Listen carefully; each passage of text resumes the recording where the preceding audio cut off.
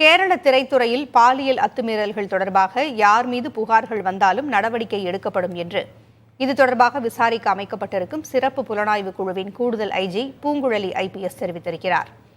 கொச்சியில் புதிய தலைமுறைக்கு அளித்த சிறப்பு பேட்டியில் சிறப்பு புலனாய்வு குழுவின் பணிகள் குறித்தும் விளக்கினார். அதை பார்க்கலாம்.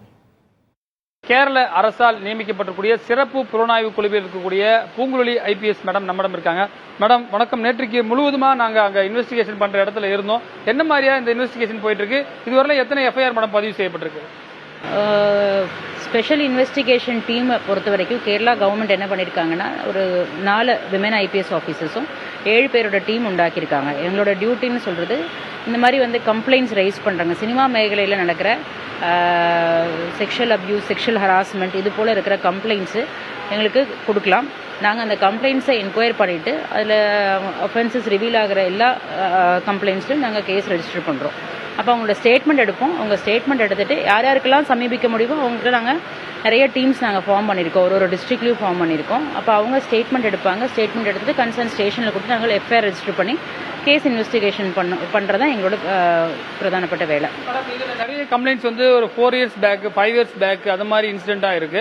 அது எப்படி மேடம் அதுக்கான எவிடன்ஸ் நம்ம எப்படி மேடம் சேகரிக்க போகிறோம்? இல்லை, எவிடன்ஸ் கலெக்ஷன் சொல்கிறது பார்த்தீங்கன்னா lot of things are there. Though டைரெக்டாக நமக்கு சயின்டிஃபிக் எவிடன்ஸ் பல சமயத்துலையும் கிடைக்கலனாலும் we have lot of circumstantial evidences இருக்கும். சிலப்போ அவங்க ஒரு இடத்துல இருந்து அந்த சமயத்தில் அந்த இடத்துல இருந்திருப்பாங்க. சிலப்போ ஹோட்டலில் ரூம்ஸ் புக் பண்ணியிருந்தாங்க அப்படின்னா ஹோட்டல் ரெக்கார்ட்ஸ் இருக்கும்.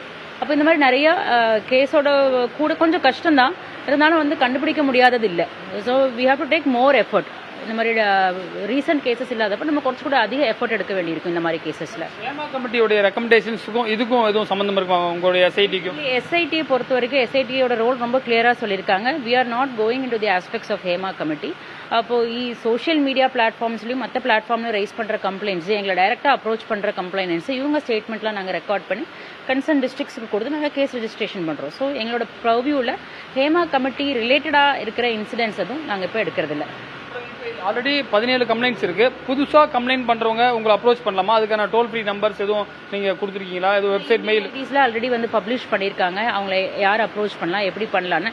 அண்ட் மோவர் மெம்பர்ஸோட எல்லாரோட மொபைல் நம்பரும் ஆன்லைனில் அவைலபிளாக இருக்குது. நிறைய கேசஸில் எங்களுக்கு மெயில் கம்ப்ளைண்ட்ஸ் வருது. மெயில் கம்ப்ளைண்ட்ஸ் நாங்கள் ரிவர்ட் பண்ணுறோங்களா, அவங்க கால் பண்ணி கேட்குறோம் உங்களுக்கு கம்ப்ளைண்ட் கொடுக்கறதுக்கு நீங்கள் முன் வரணும் சொல்லி அவங்களுக்கு சப்போர்ட் பண்ணுறோம், மோட்டிவேட் பண்ணுறோம். பிகாஸ் பலரும் இது வெளியில் சொன்னால் தப்பாக நினச்சிருவாங்க, இல்லை அவங்களோட சினி ஃபீல்டில் அவங்களோட ஆப்பர்ச்சுனிட்டிஸ் போயிடும் அப்படின்னு நினைக்கிறவங்க நிறைய பேர் இருக்காங்க. அப்போ நாங்கள் அவங்களுக்கு மாரலாக சப்போர்ட் கொடுத்து அவங்களுக்கு சப்போர்ட் பண்ணுறோம்னு சொல்லியும் அவங்களுக்கு கான்ஃபரன்ஸ் கொடுத்து தான் பல இடத்துலையும் நாங்கள் ஸ்டேட்மெண்ட் ரெக்கார்ட் பண்ணி லீகல் ஆக்ஷனுக்கு போயிட்டுருக்கோம். விஐபிகள் இதில் இருக்கிறதா சொல்லப்படுகிறது மேடம். அவர்களுக்கு மீது ஸ்ட்ரிக்ட் ஆக்ஷன்ஸ் இருக்குமா?